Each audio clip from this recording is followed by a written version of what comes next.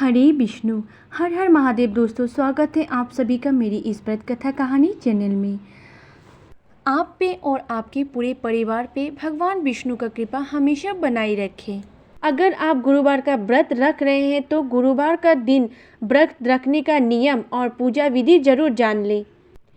आइए जानते हैं गुरुवार व्रत का विधि। गुरुवार के दिन सूर्योदय से पहले उठकर स्नान करें। इस दिन पीले रंग का बहुत महत्व है, तो पीले वस्त्र धारण करें।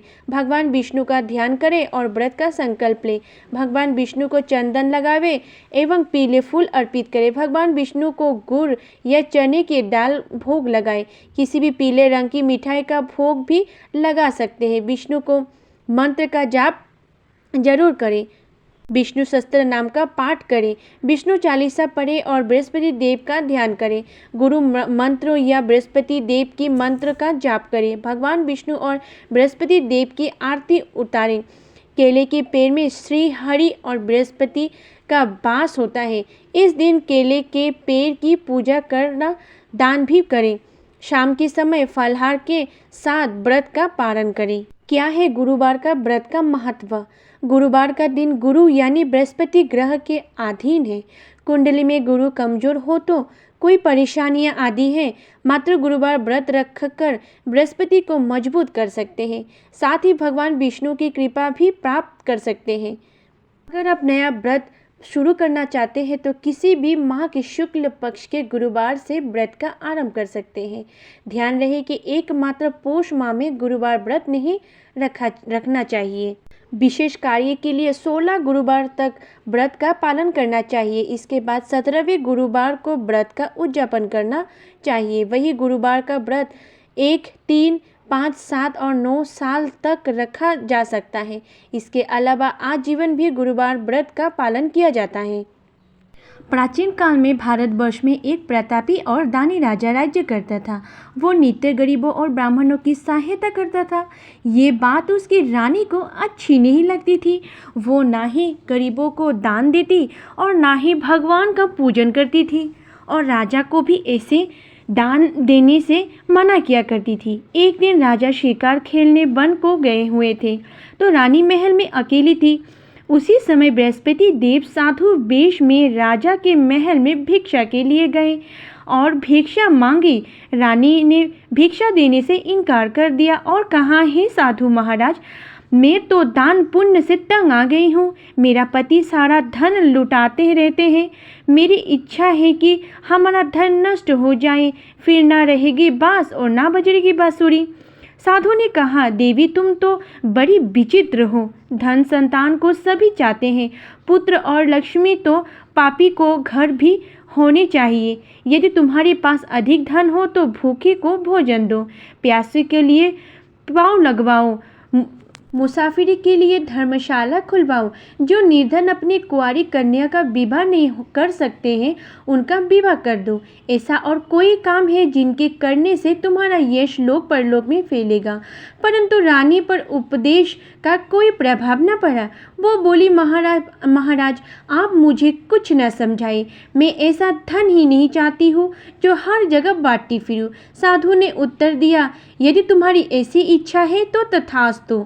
तुम ऐसा करने की बृहस्पतिवार को घर लीपकर पीली मिट्टी से अपना सिर धोकर स्नान करना, भट्टी चढ़ाकर कपड़े धोना। ऐसा करने से आपका सारा धन नष्ट हो जाएगा। इतना कहकर वो साधु महाराज वहाँ से आलोप हो गए। साधु के अनुसार कई बातों को पूरा करते हुए रानी को केवल 3 बृहस्पतिवार ही बीते थे कि उसकी समस्त धन संपत्ति नष्ट हो गई।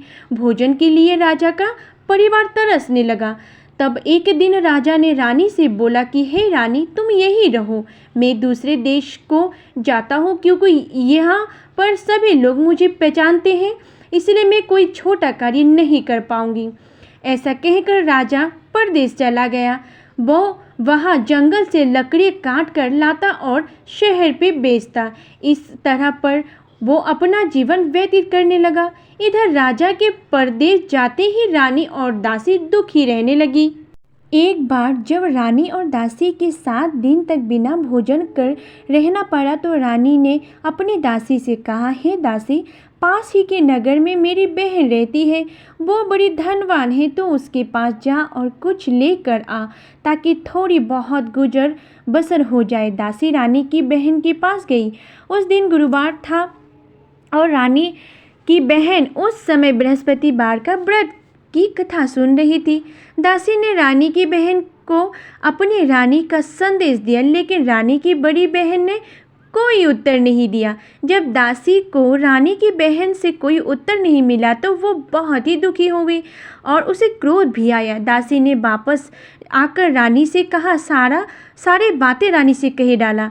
सुनकर रानी ने अपने भाग्य को कोसा। उधर रानी की बहन ने सोचा कि मेरी बहन की दासी आई थी, परंतु मैं उससे नहीं बोली। इससे बहुत दुखी हो गई। कथा सुनकर और पूजन समाप्त करके वो अपनी बहन के घर आई और कहने लगी, हे बहन, मैं बृहस्पतिवार का व्रत कर रही थी। तुम्हारी दासी मेरे घर आई थी, परंतु जब तक कथा होते हैं तब तक ना तो उठते हैं और ना बोलते हैं, इसीलिए मैं नहीं बोली। कहो दासी क्यों गई थी? रानी बोली, बहन तुमसे क्या छुपाओ, हमारे घर में खाने तक का अनाज नहीं था। ऐसा कहते कहते रानी की आंखें भर आई। उसने दासी समेत पिछले 7 दिनों से भूखे रहने तक की बात अपनी बहन को विस्तार पूर्वक सुना दी। रानी की बहन बोली, देखो बहन, भगवान बृहस्पति देव सबकी मनोकामना पूर्ण करते हैं। देखो शायद तुम्हारे घर अनाज रखा हो। पहले तो रानी को विश्वास ही नहीं हुआ, पर बहन की आग्रह करने पर उसने अपनी दासी को अंदर भेजा और उसे सचमुच अनाज से भरा एक घड़ा मिल गया। यह देखकर दासी को बड़ी हैरानी हुई। दासी रानी से कहने लगी, हे रानी, जब हमको भोजन नहीं मिलता तो हम व्रत ही तो करते, इसीलिए क्यों ना इससे व्रत और कथा की विधि पूछ ली जाए ताकि हम भी व्रत कर सके। तब रानी ने अपनी बहन से बृहस्पतिवार का व्रत के बारे में पूछा। उसकी बहन ने बताया, बृहस्पतिवार के व्रत में चने की दाल और मुनक्का से विष्णु भगवान का केले के जड़ में पूजन करें तथा दीपक जलवाएं, व्रत कथा सुने और पीला भोजन ही करें, इससे बृहस्पति देव प्रसन्न होते हैं। व्रत और पूजन विधि बताकर रानी का बहन अपने घर को लौट गई। 7 दिन के बाद जब गुरुवार आया तो रानी और दासी ने व्रत रखा। घोड़शाल में जाकर चना और गुड़ लेकर आई, फिर उससे केले की जड़ तक विष्णु भगवान का पूजन किया। जब पीला भोजन कहाँ से आए, इस बात को लेकर दोनों बहुत दुखी थे, क्योंकि उन्होंने व्रत रखा था, इसीलिए बृहस्पति देव उनसे प्रसन्न थे। इसलिए वे एक साधारण व्यक्ति का रूप धारण कर 2 थाली में सुंदर पीला भोजन दासी को दे गए। भोजन पाकर दासी प्रसन्न हुई और फिर रानी को साथ मिलकर भोजन ग्रहण किया। उसके बाद वे सभी गुरुवार को व्रत और पूजन करने लगे। बृहस्पति भगवान की कृपा से उनके पास फिर से धन संपत्ति आ गई, परंतु रानी फिर से पहले की तरह आलस्य करने लगी। तब दासी बोली, देखो रानी, तुम पहले भी इस प्रकार आलस्य करती थी, तुम्हें धन रखने में कष्ट होता था, इस कारण सभी धन नष्ट हो गया, और जब अब भगवान बृहस्पति की कृपा से धन मिला तो तुम्हें फिर से आलस्य क्यों होता है? रानी को समझाते हुए दासी कहती है कि बड़ी मुसीबतों के बाद हमने ये धन पाया है, इसीलिए हमें दान पुण्य करना चाहिए, भूखे मनुष्य को भोजन कराना चाहिए और धन को शुभ कार्य में खर्च करना चाहिए, जिससे तुम्हारे कुल का यश बढ़ेगा, स्वर्ग की प्राप्ति होगी और पितृ प्रसन्न होंगे। दासी की बात मानकर रानी अपना धन शुभ कार्यों में खर्च करने लगी, जिससे पूरा नगर में उसका यश फैलने लगा।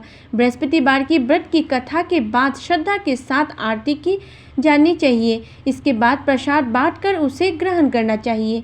एक दिन राजा दुखी होकर जंगल में एक पेड़ के नीचे आसन जमा कर बैठ गया।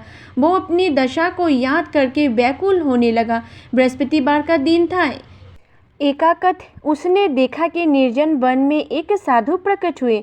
वो साधु वेश में स्वयं बृहस्पति देवता था।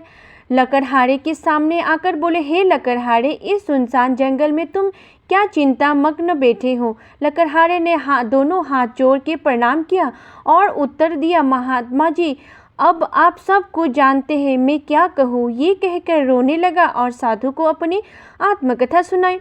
महात्मा जी ने कहा, तुम्हारी स्त्री ने बृहस्पति के दिन बृहस्पति भगवान का निरादर किया है, जिसके कारण रुष्ट होकर उन्होंने तुम्हारी ये दशा कर दी। अब तुम चिंता को दूर करके मेरे कहने पर चलो तो तुम्हारे सब कष्ट दूर हो जाएंगे।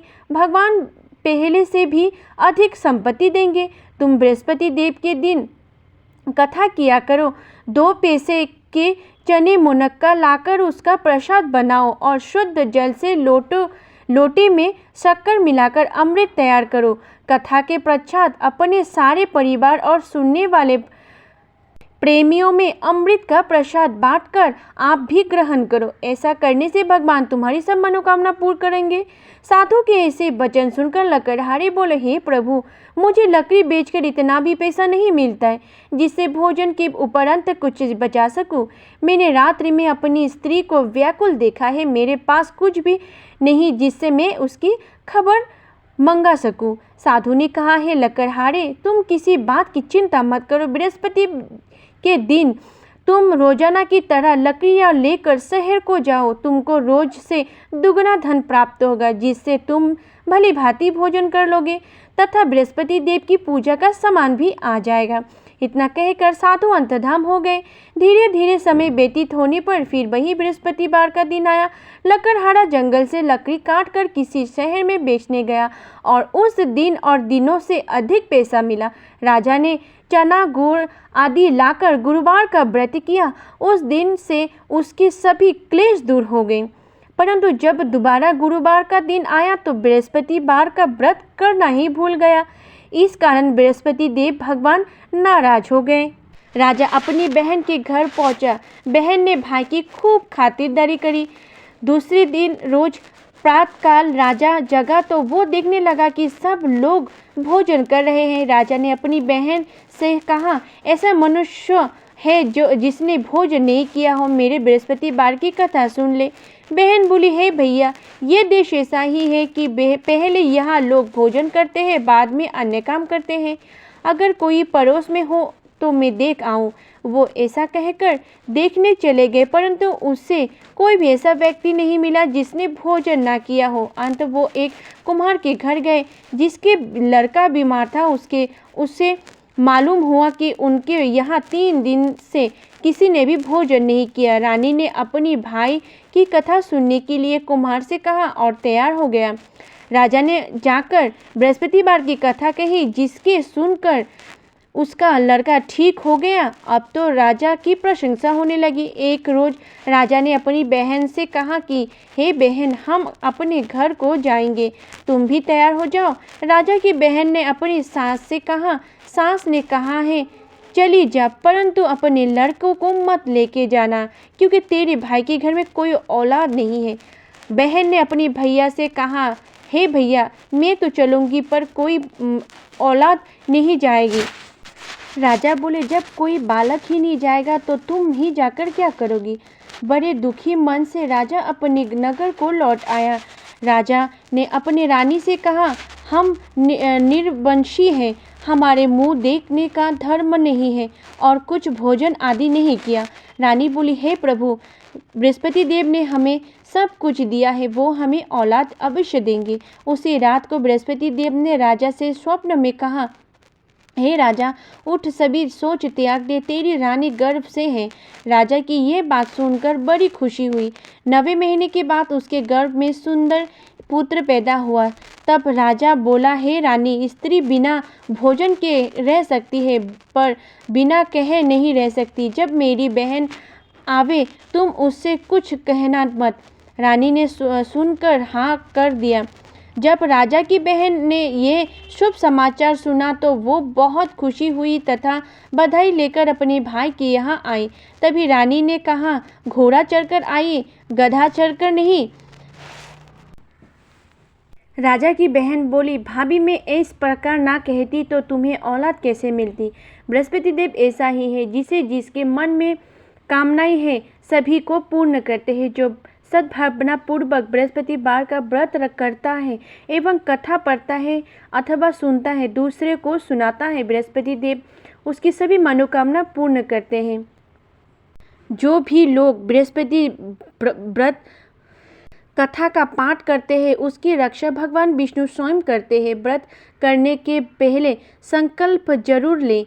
इस संसार में जो मनुष्य सद्भावना से बृहस्पतिवार व्रत कथा का पूजन और नियम पालन करते हैं, सच्चे हृदय से करते हैं, तो उनकी सभी मनोकामना पूर्ण होती है।